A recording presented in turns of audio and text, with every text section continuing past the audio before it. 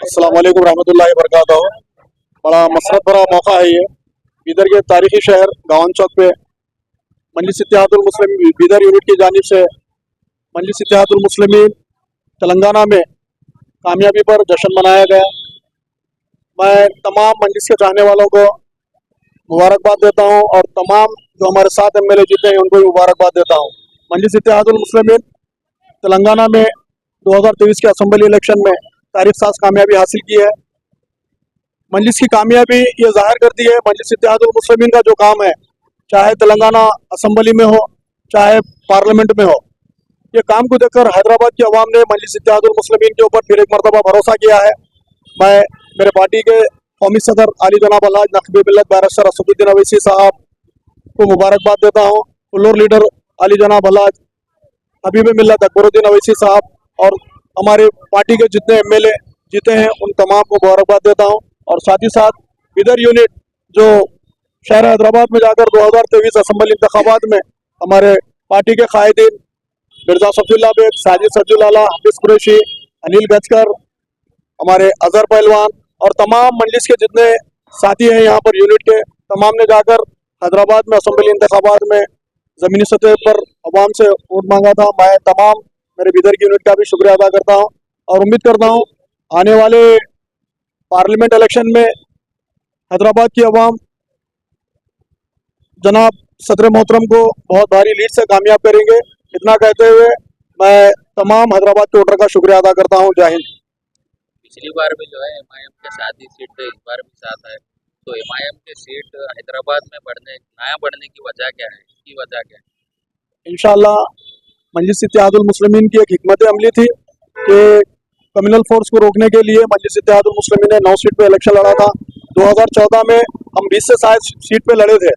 आने वाले वक्त में इंशाअल्लाह मजलिस इत्तेहादुल मुस्लिमीन का दायरा बढ़ेगा और हैदराबाद और तेलंगाना ही नहीं पूरे भारत में मजलिस इत्तेहादुल मुस्लिमीन अपने नुमाइंदों को जिताकर ऐवानों में भेजने के लिए कोशिश कर रही है और अवाम का एतमाद इंशाअल्लाह जरूर हासिल होगा। मजलिस जो है पिछली बार अलायंस में थी DRS के, अभी वो BRS हो गई, तो इस बार जो है मामू का साथ दे रही थी मजलिस, मामू की हार हो गई तेलंगाना में, तो अब किसके साथ जाएगी फिर? ये मजलिस किसी के साथ अलायंस में नहीं थी, ना BRS या TRS के साथ नहीं थी।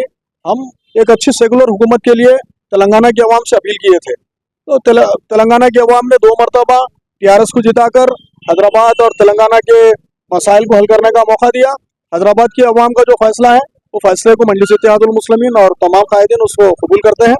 इंशाल्लाह आने वाले वक्त में देखिए, चाहे BRS रहने दो, कांग्रेस को भी पार्टी रहने दो, हमारे पार्टी के फ्लोर लीडर ने कहा है चाहे राव रहो या रेड्डी रहो, काम लेने का तरीका हमें आता है और मजलिस इत्तेहादुल मुस्लिमीन काम के नाम से जानी जाती है। इंशाल्लाह हैदराबाद में और खुलकर काम करेंगे। भारी बहुमत से जो है कांग्रेस पार्टी की जीत हुई है तेलंगाना में, रेवंत रेड्डी जो है CM बनने जा रहे हैं, तो क्या मजलिस उनके साथ रहेगी? मजलिस हमेशा अवाम के अच्छे काम के साथ रहती है। अगर कांग्रेस गवर्नमेंट अच्छा काम करती है तो मजलिस इत्तेहादुल मुस्लिमीन उस काम को सराहा जाएगा। और रही बात, देखिए जो कर्नाटका में जो इलेक्शन हुआ था गुज़िश्ता में, जो 5 स्कीम बोलकर बताए थे वही लेकर जो है ना कांग्रेस के तेलंगाना में अपनी बात को रखी। जिस तरीके से यहाँ पर अवाम को धोखा दिया गया कर्नाटक में, मैं समझता हूँ तेलंगाना में भी कांग्रेस उसी तरह अवाम को धोखा देगी। उम्मीद हमसे कांग्रेस से अच्छी है, लेकिन कांग्रेस उस पर खरी नहीं उतरेगी। ये लास्ट सवाल है आपसे, जैसे लगातार सवाल जो है AIM MIM के सुप्रीमो असदुद्दीन ओवैसी से लगातार पूछा जाता रहा है कि राजा सिंह के खिलाफ टिकट नहीं देता और अजहरुद्दीन के खिलाफ कैंडिडेट को खड़ा कर दिया, तो इसमें जो है कहीं ना कहीं चुनाव में MIM जो है एक्सपोज होती हुई नजर आई। देखिए, जहाँ पे गोशा महल की जो बात कर रहे हैं, मजलिस इत्तेहादुल मुस्लिमीन की हिकमत अमली थी, वहाँ से राजा सिंह और BJP को रोकने की हमने TRS का अवाम से कहा था कि वहाँ पे BRS को वोट दो।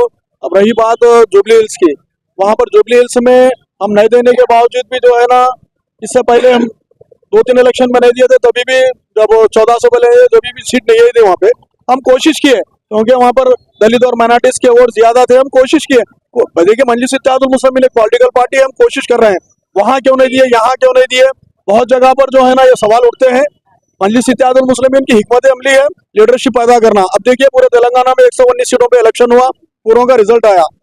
ना कांग्रेस से माइनॉरिटी मुसलमानों का कोई लीडर चुनकर आया, ना बीआरएस से जीत कर आया। आज जो माइनॉरिटी के जितने भी एमएलए जीत कर आए हैं मजलिस इत्तेहादुल मुस्लिमीन के पार्टी की तरफ से जीत कर आए हैं। और हमें उम्मीद है मजलिस इत्तेहादुल मुस्लिमीन आने वाले इंतखाबात में भारत भर में मुसलमानों की और दलितों की, पिछड़ों की लीडरशिप पैदा करने की भरपूर कोशिश करेंगी। जय हिंद। अस्सलाम वालेकुम रहमतुल्लाहि व बरकातहू। आज शहर बीदर के पुराने शहर के अंदर महमूद गावान चौक के ऊपर मजलिस इत्तेहादुल मुस्लिमीन की जो हैदराबाद में कामयाबी है उसको लेके आज एक जश्न मनाया गया। और मैं तमाम हैदराबाद के जितने वोटर्स हैं जिन्होंने मजलिस इत्तेहादुल मुस्लिमीन के अरकान असम्बलियों को मुंतखब किया, मैं उनका तहे दिल से शुक्रिया अदा करता हूँ। और तमाम यहाँ शहर बीदर के अंदर जो लोग इस जश्न में शामिल हुए मैं इनका भी शुक्रिया अदा करता हूँ। और इंशाअल्लाह ताला मजलिस इत्तेहादुल मुस्लिमीन हैदराबाद नहीं बल्कि हिंदुस्तान लेवल के ऊपर पूरे लेवल पे इंशाअल्लाह एक कौम और मिल्लत और दलित मुस्लिम माइनॉरिटीज के लिए काम करती है और करती रहेगी इंशाअल्लाह ताला।